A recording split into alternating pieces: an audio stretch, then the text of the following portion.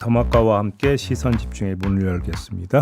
어서 오세요. 네, 안녕하세요. 더마카입니다. 시선 집중 25주년 맞이 특별기획 사람을 찾습니다. 어떤 걸 보내야 되지 고민하시는 분들이 계실까봐 살짝 예를 들어드리겠습니다. 20여 년 전에 제이비 데뷔 초 딱딱하게 얼었던 목소리를 기억한다는 분 계시고요. 등굣길에 아빠랑 매일 들었다는 분, 이제는 커서 시사 논평을 할 수준이 됐다. 뭐 이런 분들도 계셨습니다.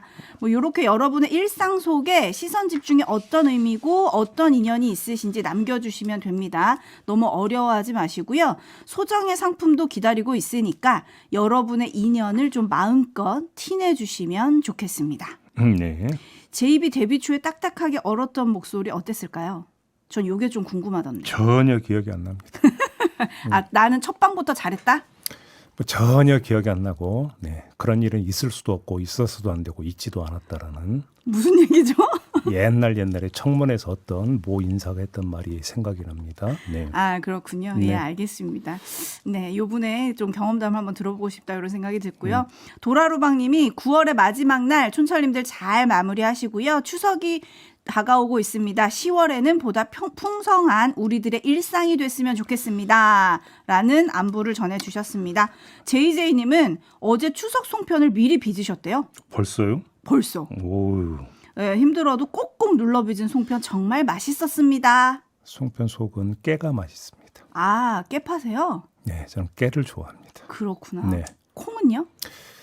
퍽퍽해서 좀 깨보다는 못하다라는 평을 하겠습니다. 콩떡 안 먹으면 엄마한테 혼났었는데 몸에 안 좋은 거 안 먹는다고. 제이비도 삐딱했군요. 어렸을 때부터. 달콤한 것만 좋아하고. 네. 8978님, 오늘 회사 마지막 출근입니다. 제이비가 응원해 주세요. 아침 출근하면서 들었던 제이비 타임즈는 이제 다른 회사 출근하면서도 꼭 듣겠습니다. 오, 왜? 아, 그럼 이직이신가요? 좀, 예, 저 맨 처음에 마지막 출근입니다만 보고 이랬는데 다른 회사 출근하신다고 하니까 아니, 뭐, 이직이신가라는 생각도 들긴 합니다. 뭐 다른 회사로 나가는 걸 확정하고 뭐 그만두는 거라고 한다면 새로운 출발이니까. 발걸음이 가벼우시겠죠. 그렇죠. 축하를 해드려야 되는 거겠죠. 네. 네.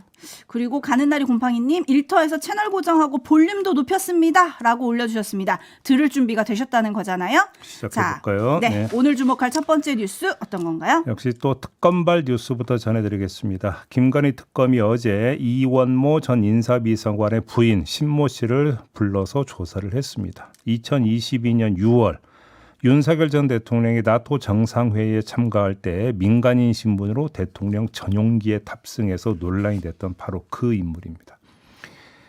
자생한방병원 이사장의 둘째 딸이기도 한 사람입니다. 주목거리는 비자금 의혹이 불거진 건데요. 자생한방병원이 가족회사 등을 동원해서 125억의 비자금을 조성한 뒤에 이 중 일부가 윤석열 전 대통령 쪽으로 흘러간 거 아니냐라고 하는 이 가능성 지금 특검이 들여다보고 있다. 이런 보도가 나왔습니다. 네, 근거는요?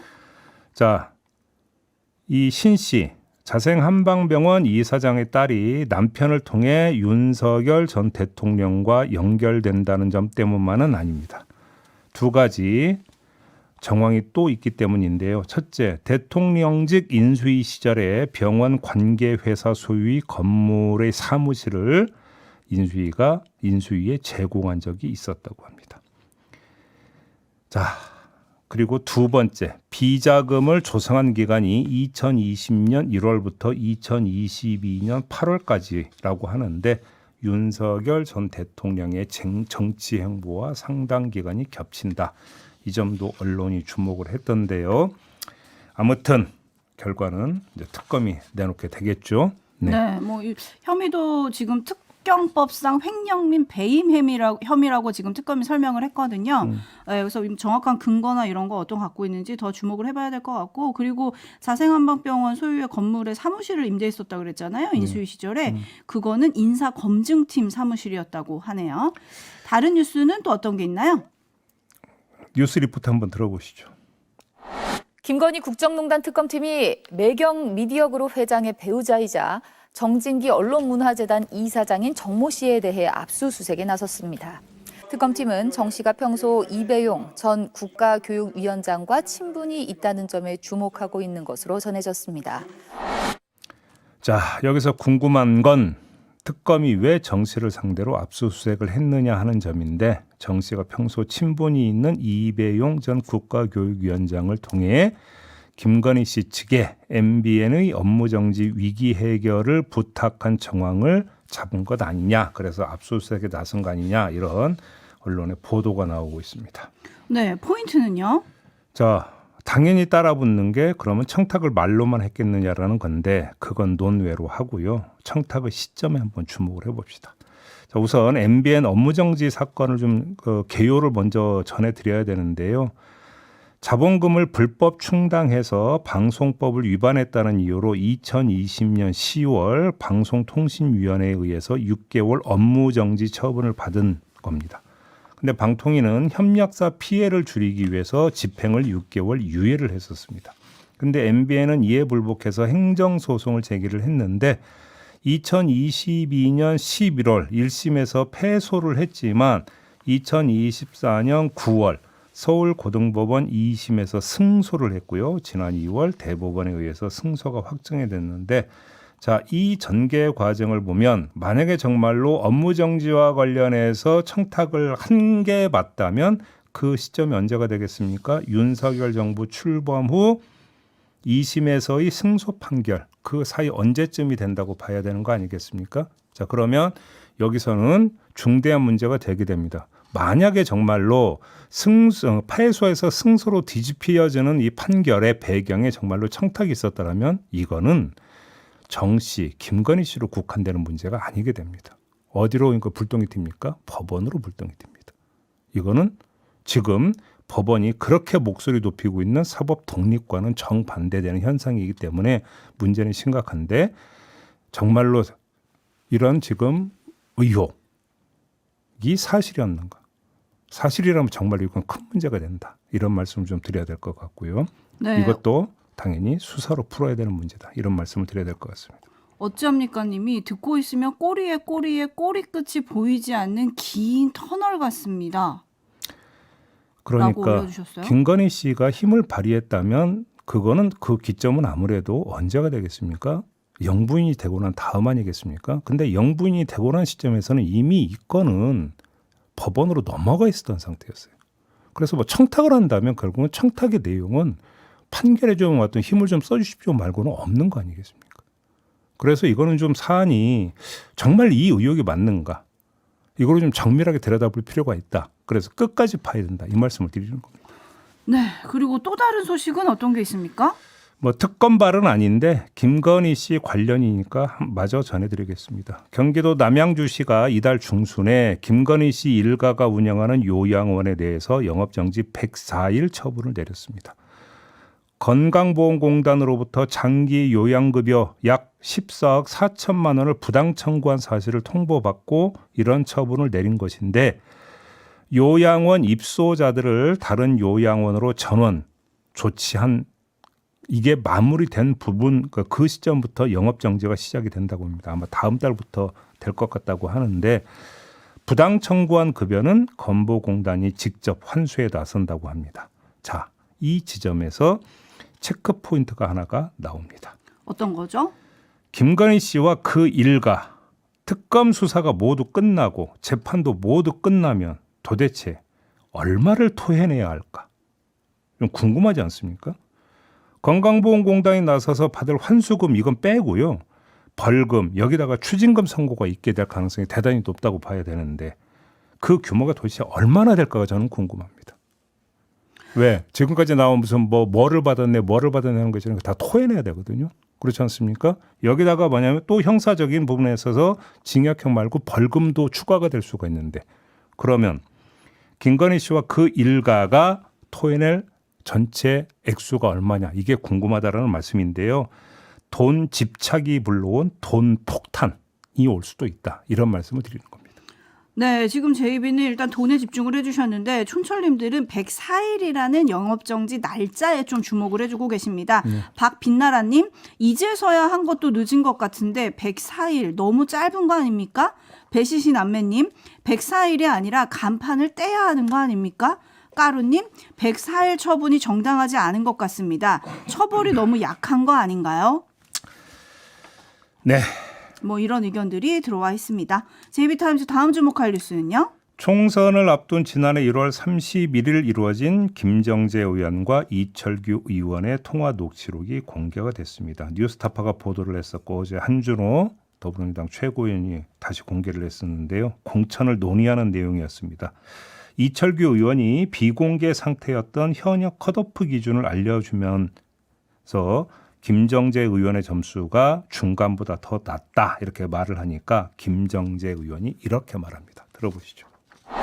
웬만하면은 만약 3배까지 차이 나면 잘 좀 도와서 단수를 좀 해주십시오. 포항 같은 데는 돈으로 매수를 합니다, 보통. 보통은 돈을 한 3억에서 5억 주고 캠프를 통째로 이제 지지선을 하게 하거든요. 그게 일상화돼 있어요. 제가 할 때도 예전에 할 때도 다른 후보가 저한테 돈을 5억을 요구하더라고요. 지금 또 돈이 오가는 분위기가 지금 또 약간 나오고 있어요. 그런 게 있기 때문에 경상도는 3배씩 차이 나면은 그거는 정리를 해주시면 좋죠.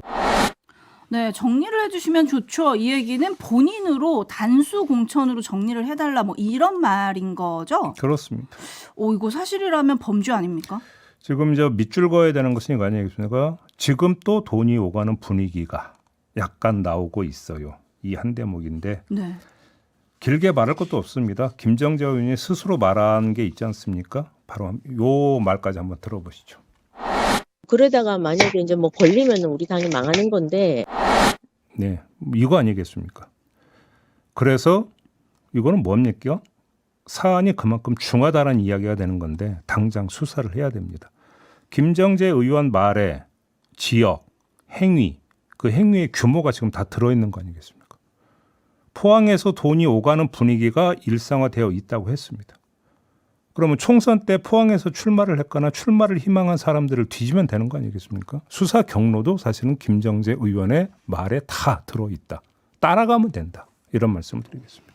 네, 그리고 이철규 의원은 경찰 출신이죠. 9월 10일 날 또 본인 역시 이거 조속히 수사해서 진실을 밝혀야 한다 이렇게 얘기를 했더라고요. 예. 김정재 의원이 본인의 실수로 녹음이 유출된 것으로 보이며 조작됐다고 단정하지는 않겠다. 다만 이제 본인이 그 공천이나 뭐 이런 거에 관련해 가지고 부정하고 지적한 부분이 좀 삭제가 돼서 편집 의심이 드니까 원본 파일을 공개를 해라 뭐 이런 요구를 하면서 본인도 수사를 얘기를 했거든요. 그러면 이제 수사가 바로 따라붙으면 되는 거 아니겠습니까? 하면 되는 거네요. 네. 뭐 여기저기서 전부 다 수사 필요성을 얘기를 했으니까 그냥 하면 되는 거 아니겠습니까? 네.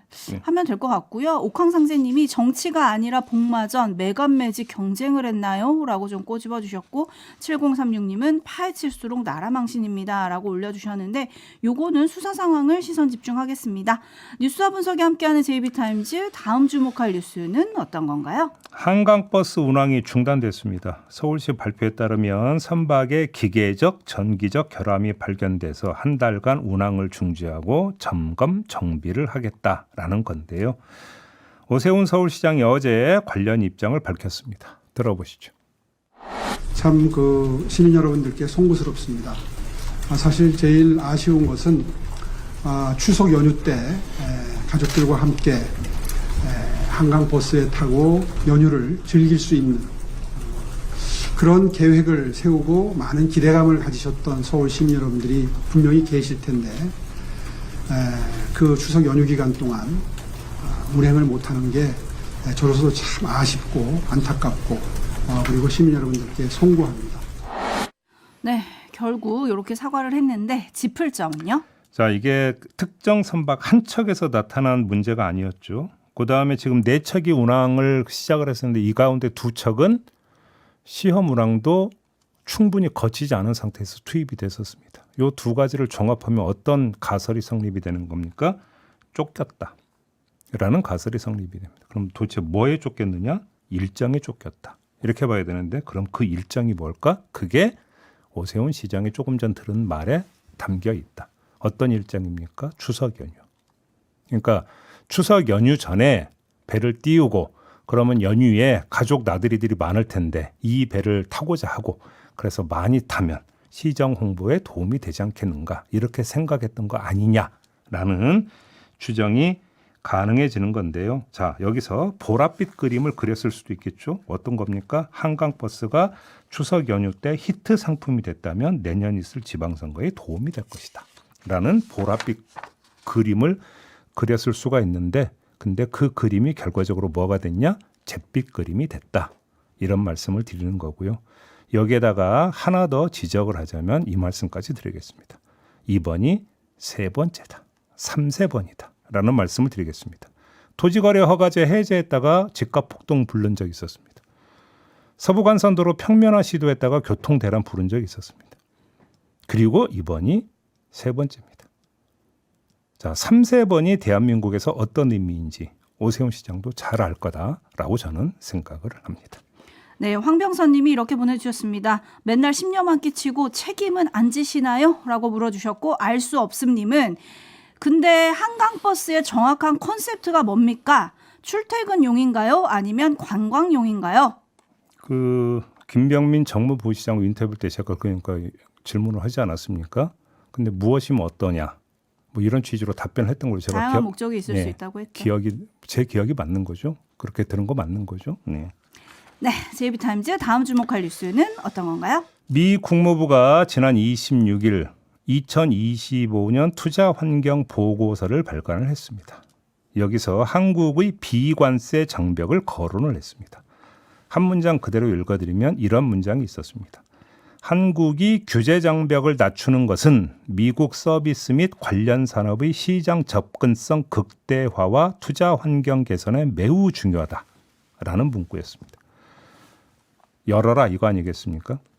자, 이 문구는 2021년부터 2024년까지는 포함되지 않았던 문구였는데 이번에 들어갔습니다. 자, 그러면 이 문구에서 표현된 서비스 산업이 뭐냐? 그게 바로 핀테크와 법률 서비스, 교육, 기술 분야 등이라고 합니다. 근데 이게 아닙니다. 이런 내용도 있습니다. 최근 몇 년간 한국은 클라우드 보안 인증제 같은 한국 고유의 디지털 규제를 채택해왔다. 공공 서비스 부문에서 클라우드 컴퓨팅 사용에 대한 한국 특유의 보안 규정은 미국 기업들이 한국에서 클라우드 서비스를 제공하는 것을 사실상 배제하고 있다. 이런 내용도 있었습니다. 네, 린주님이 투자 유치를 윽박 지르고 멱살 잡으면서 하는 겁니까? 라고 좀 얘기를 해주셨는데 이 얘기를 어떻게 해석해야 됩니까? 한마디로 비관세 장벽도 풀라는 얘기가 되는데요. 지금 당장은 3,500억 달러 현금 투자 문제 등 때문에 전면에 내세우지 않고 있지만 지금의 현안이 풀리면 바로 이 문제를 제기할 수도 있다라는 걸로 해석할 수밖에 없습니다. 이걸 우리 입장에서 다시 정리하면 하나를 내준다고 해서 그게 끝이 아니고 줄줄이 사탕을 요구할 거다라는 이야기가 됩니다. 자, 이러면 껌껌이 대응할 게 아니게 되는 겁니다. 포괄적 원칙을 정하고 그 원칙을 일관되게 밀고 나가는 거 말고는 방법이 없다. 이런 말씀을 드리지 않을 수 없습니다. 레드헤어님, 이런 경우가 어디 있습니까? 자기들은 빗장 꽉 잠가놓고요. 라고 해주셨고, 공정사회님은 미국 우리나라 동맹 맞습니까? 이쯤 되면 막 가는 것 같은데요. 네, 동맹이 더하다라는 얘기를 안 할 수가 없는 건데요. 자, 동맹이고 뭐고 간에 돈 앞에서는 동맹이고 뭐고 없다. 이런 거 아니겠습니까? 그런 거 아니겠습니까? 기조가. 근데 지금 JB가 포괄적 원칙을 정하고 그 원칙을 일관되게 밀고 나가야 된다 그랬잖아요. 그렇습니다. 포괄적 원칙 어떻게 정합니까? 그게 당연히 국익이 되는 것이고요. 국익 우선의 어떤 입장에서 우리에게 득이 되는 것을 카드를 만들어 놓고 그게 아니면은 미국의 요구를 받으면 안 되는 것이죠. 그렇게 가야 되는 게 아니겠습니까? 네. 마무리하겠습니다. 수고하셨어요. 고맙습니다.